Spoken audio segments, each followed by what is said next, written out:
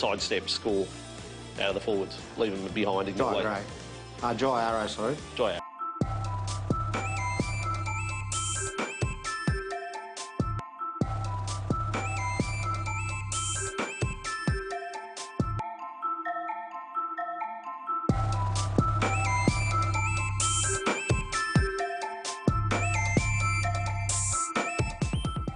The TVWAN News is proudly brought to you by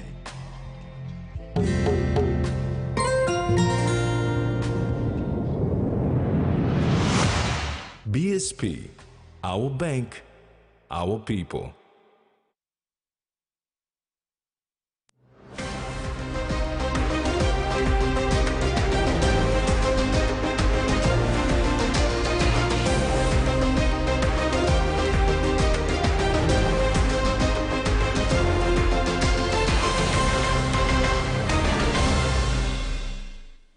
Hello and welcome to this evening's news. I'm Rex Litter. In commemorating the World Press Freedom Day, Catchy PNG, in partnership with the United Nations Development Programme, held a panel discussion to talk about media in the country and the role youths play in the media industry. The theme for the panel discussion was Empowering Youth Voices, the role of young people in upholding press freedom and government accountability. The guests of the night included UNDP Chief Technical Advisor Anti-Corruption, Dr. Alma Sedler, Indesco founder and consultant Brian Earls, Jonathan Holingu from the PNG Law Society, GB advocate Hannah Joku, and moderator Bronwyn Keeley. Indesco founder and consultant Brian Earls spoke about media freedom in PNG and how journalists actually feel towards freedom of speech. And yes, media freedom is supposed to be to hold people accountable and transparent, but there are instances where it doesn't happen. So I'm not playing more like a devil advocate role where, yes, there's policies in place, media councils have everything written up, but it's not being executed to the actual journalists who are actually on the ground getting that information. They don't feel protected. Jonathan Holingu from the PNG Law Society threw into discussion freedom of information. He touched on Section 46 and 51 of the PNG Constitution. According to Section 46, freedom of expression, every person has the right to freedom of expression and publication, except to the extent that the exercise of that right is regulated or restricted by a law. In Section 51, freedom of information, every citizen has the right of reasonable access to official documents, subject only to the need for such secrecy as is reasonably justifiable in a democratic society in respect of several matters. PNG currently does not have a policy in place for freedom of information. However, Holingu reached out to the Department of Information and Communication Technology and found out that the ICT is currently in its final stages to implementing this policy. I would say policy in place in that. And legislative information freely available and accessible by public or journalists. And he said it has been approved by the state solicitor, but it is yet to go before National Executive Council for approval. Furthermore, Minister for Information and Communication Technology Timothy Masiu advised the public on the progress of the media policy and the freedom of information policy during the Media Freedom Day celebration at the University of PNG. The media policy and the freedom of information policy that is in drafting demonstrates the Marape Rosso government's commitment to supporting initiatives that promote free press, freedom, and media development in our country. Jasmine Irujak, TVWAN News. Kerema District will be conducting its first ever youth workshop from Monday 6th May to 10th May 2024. Youths representing each ward in all 6 LLGs of Kerema District will all converge into Kerema Town for the week-long youth workshop. Youth from all 6 LLGs of Kerema District will gather for a week-long youth workshop starting tomorrow, 6th of May, and ends on the 10th of May. During the workshop, youths representing each ward in all 6 LLGs, including Kaintiba and Kotidanga LLG from the hinterlands, will all converge in Kerma for the week-long workshop, which will also include the election of executives of the newly formed Kerma District Youth Council. Even though weather conditions were not to the likings of the hike, one of Kerma's most isolated local-level government, Kaintiba, had the youths travel a distance crossing rivers and hinterlands to Kerma town. This video circulated of how the youths carried their cargo, crossing the river to attend the workshop for the betterment of the district. Established by the National Youth Development Authority NYDA Act, and Kerma District will give voice for all young people and youths all over the district. During the one-week workshop, the youths will be involved in many cross-cutting issues from gender, skills training, education, SME, agriculture, sport and all other issues affecting our youths. There will be close to 100 youths attending, and NYDA will assist Kerma District to promote youth programs and activities. Jasmine Irojak, TVWAN News. The West New Britain School of Nursing celebrated its 5th graduation ceremony on Friday, May 3rd, under the resonating theme of Commit, Aspire and Lead Through Economic Power of Health. 131 diligent individuals were awarded their Diploma in General Nursing and Provincial License, marking a significant milestone in their careers. West New Britain School of Nursing celebrated its 5th graduation on Friday, May 3rd, under the theme of Commit, Aspire and Lead Through Economic Power of Health. 131 individuals were awarded their Diploma in General Nursing and Provisional License, marking a significant milestone in their careers. Distinguished guests included Governor Sasindran Muthavel, who recently received the Padma Shri Award from the Republic of India, was honored with a traditional custom recognition at the event.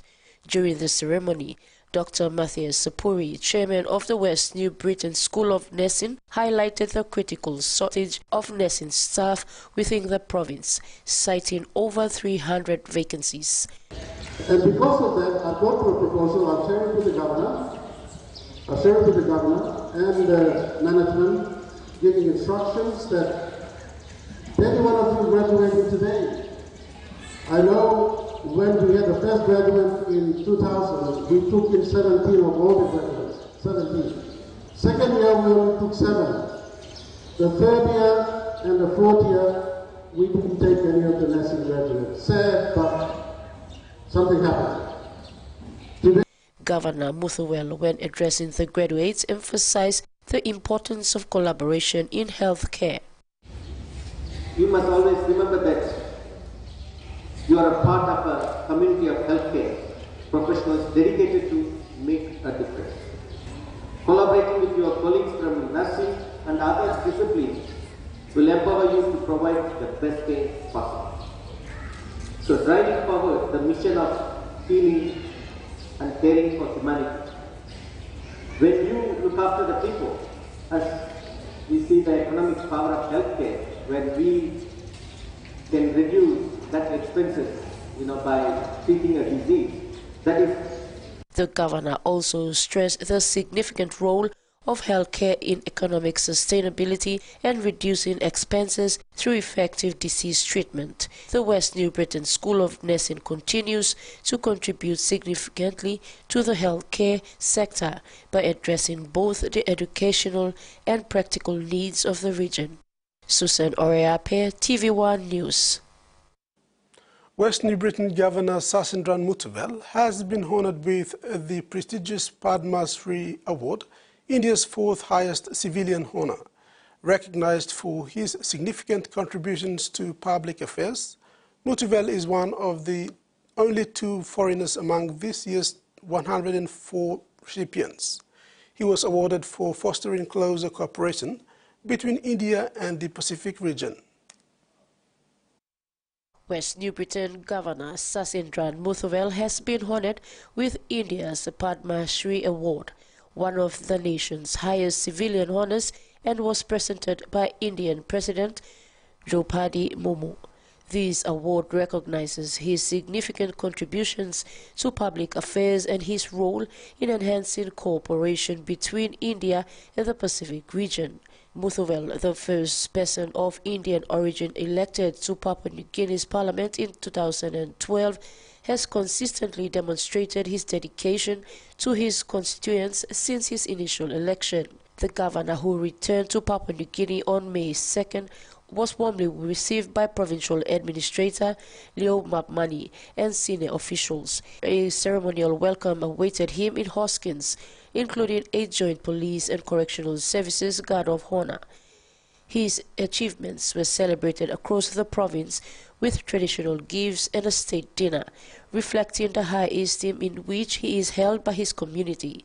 Scheduled to formally receive the Padma Shri this month in New Delhi, Governor Muthuvel's accolade places him among an esteemed group of past recipients, including former presidents, judges, activists, artists, and spiritual leaders. Where the award was considered basically for building that relations, between Pacific and India.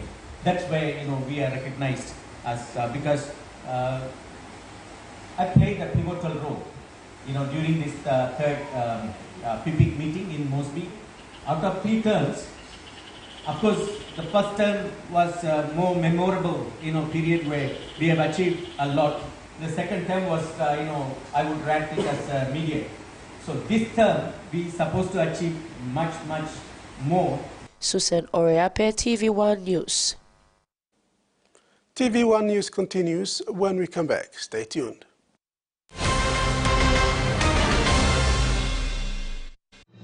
Experience a convenient and smarter way to do your banking with BSP Mobile Banking. You don't have to leave the office or your home to pay for bills. You can view your account balance, transfer funds, top up phone credits, or purchase Easy Pay units wherever you are. Visit your BSP branch today to register now for BSP Mobile Banking. BSP Mobile Banking, the smarter way to bank.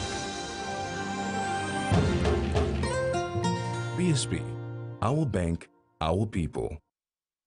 A true champion is measured by their courage, their determination, and their passion to never give up and to always keep trying.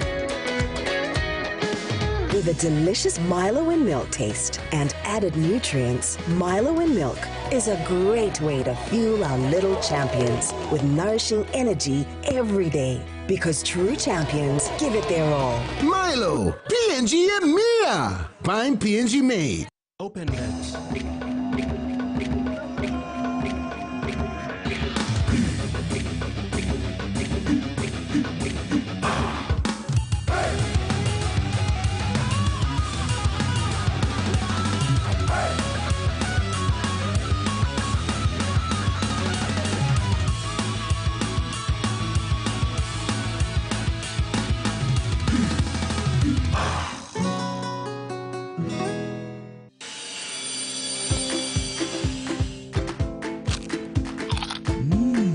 Right across the nation, we eat snacks crackers.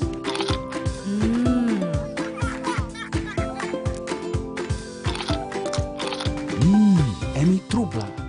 All get a young planalapun, only like him snacks crackers. Only make him here, no PNG, one time lay biscuit company. It's crunchy and tasty. It's irresistible. All Mama Flame is not all Sam. Me say you sing flame flower long one him. Me say make him kai belong family belong me. You go more yet. Man belong me say like him flower balls belong me what them kawa war na spring onion. All pikinini belong me say like him to mas pineapple donut me say work him lo house. Ne make kumu mix him what them cow na karamapim long flower. Tasty hash browns. Time is kelly one time all arapela kai. Me say kisim more kai long all get a toya mi tromoy one time flame flower. You enough making more. Welcome back. To overseas, women's shelter are providing life-saving services as Australia struggles through the grips of a domestic violence crisis. But many are forced to turn women away almost every day because they don't have the funding to keep up with demand. In Western Sydney, a shelter designed to help migrant women relies solely on donations, ABC reports. It looks like a regular suburban home in Western Sydney, but this is her house, a safe space for migrant women fleeing domestic violence. my husband was controlling, so I didn't do a job. Even I didn't know anything about Australia, even language problem. Over 8 years, her house has taken in 75 women and their children. They are most vulnerable because these spouses or their husbands or partners who brought them here threatened them that they would revoke their visas, and so most of the time that's when they do not want to go and report. And they don't know what to do. It's a new country. While the shelter receives referrals from government agencies, it doesn't receive the government funding to take them on. We do rely on fundraisers, which we do once in a year. Then we have got a generous donors. Like thousands of women's shelters across the country, the money at her house only goes so far. Staff say they're still forced to turn 5 or 6 women away every week. One of the issues is we do see a lot of this is the state's responsibility, this is the federal responsibility. Actually, it's everyone's responsibility to make that investment. When I left my home, I wasn't able to do anything. I was so shattered. I was like, I'm useless. But when I came here, I had the courage to do something in my life. Already this year, 28 women have died, allegedly at the hands of men. It's safe houses like this one, protecting as many as they can. For many in the Riverland, it's been a difficult few years, with the River Murray floods coinciding with a crisis in the region's major agricultural industries. But one local company is turning to a different crop in the hope of creating a more profitable product. These workers are harvesting medicinal cannabis at one of the very few outdoor growing sites in Australia. Once harvested, the sun-grown crop is dried indoors before it's ready for processing. This is MedTech Farmers' secure facility in South Australia's Riverland region, one of the country's biggest cannabis farms. Managing Director Brad Gallard says it's taken 5 years to get here and he's yet to make a cent. It's been a long journey to get to this point, but exciting now. We're pulling down and we're going all down into the clean rooms and preparing the product, ready to be packed to go out to pharmacies. The third-generation citrus grower is convinced his foray into medicinal cannabis will pay off. Less than 6 months ago, this facility was just a patch of soil after citrus trees were cleared. Now it's part of a high-tech, high-security operation that's producing a crop to treat anything from sleep disorders to pain management. The plants that we're standing next to here, I think, went in on about 21st of December. They're a very aggressive growing plant. They're fed right. The region is better known for citrus and wine grapes, but with the wine industry in crisis due to an oversupply, it's seen as vital that new industries like this develop to provide new opportunities. So far, 3 hectares of medicinal cannabis have been planted here in South Australia's Riverland, but there's plans to expand that to 10 hectares to grow more of this in-demand crop for harvest next year. Smells good too. Agribusiness graduate Serena Lange is one of about 30 staff employed at the operation. Was it ever a job you thought about doing growing up? Absolutely not, but it's very exciting. Site manager Derek Fitzner is also new to the world of cannabis cultivation, but he expects as the business grows, it will offer more job opportunities. Somewhere between the 50 and the 100 people is something that has the potential, and that's across the entire business, not just in cultivation. And with 1.2 million Australians having already accessed medicinal cannabis since it was legalised in 2016, the industry could offer hope for a region at a crossroads. And that ends the news segment. Sport is next. Stay with us.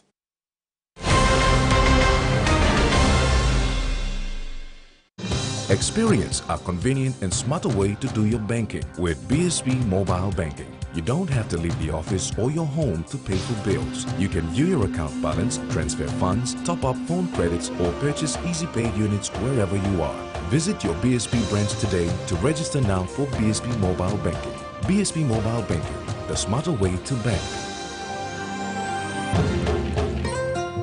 BSB, our bank, our people. Hiya, Mama. You wait then, but me add him special flavor. Put in more flavor, put in more taste, magic kakaro, get up and big smile on face. Time for Kim chicken, a great kumu too. Sip, sip, the mumu, yes, magic on you. Maggi, the taste PNG loves. Attention rice lovers! We are giving away 300,000 kina worth of scale school money. 1,000 kina could be yours. With 300 winners and 4 fortnightly draws, your chances are higher than ever. Buy any 1 kg to 20 kg scale or ori rice, cut out the grown for PNG stamp, put it in an envelope with your name, contact details, and drop it in an entry box at selected outlets. Promotion ends March 29, 2024. Hurry and win big with scale and ori rice. Follow us on social media for more details. Terms and conditions apply. Hardware House is more than just a store. It is where quality meets affordability, where culture is proudly celebrated. Spanning 9 provinces, we pride ourselves in offering top-notch customer support and services. We're more than just a store. We're more than a brand. We are Hardware House.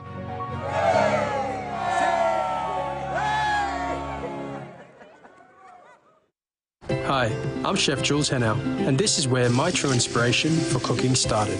Like most of us, I learned to cook from my mum. Nothing beats simple recipes where fresh local produce is at the heart, especially when it's a home-cooked meal, prepared and shared with the ones you love. And in PNG, no meal is complete without rice. And my choice is always True Guy. True Guy, true inspiration through generations.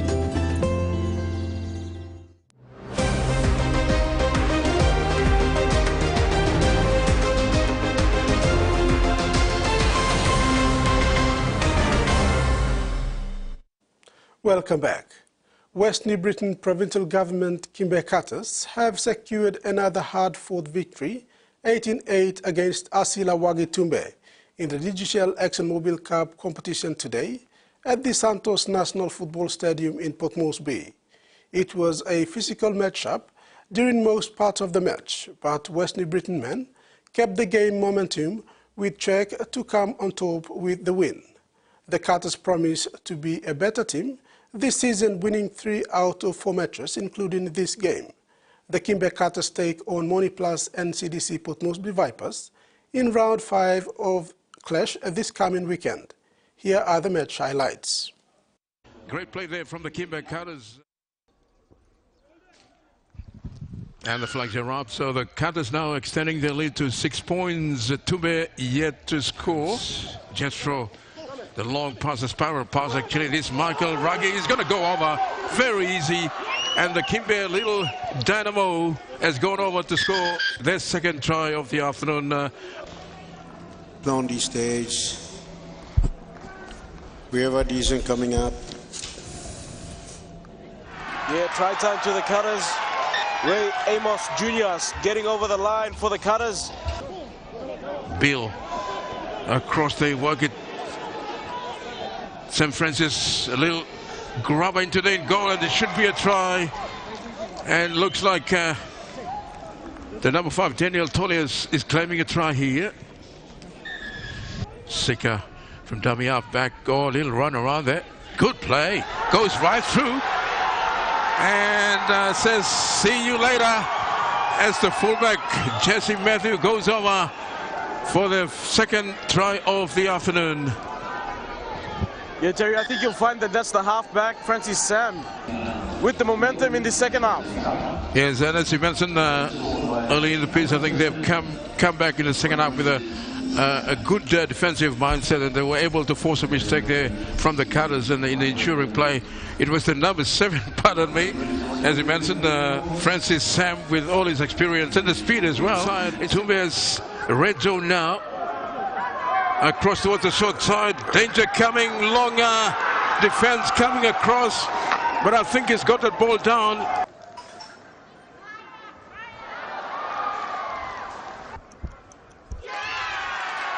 Try time. Kimber Cutters extend their lead to 18 points to 8 with the...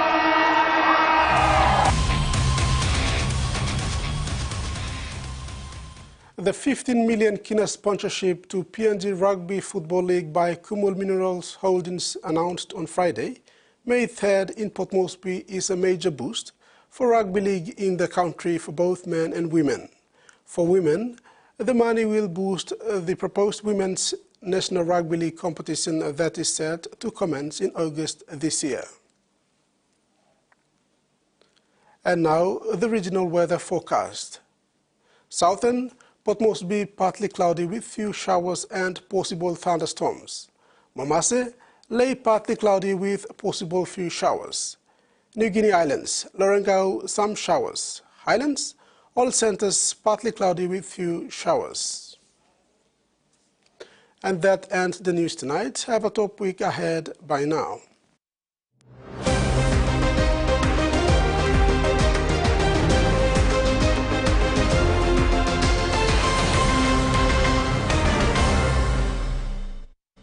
The TVWAN News was proudly brought to you by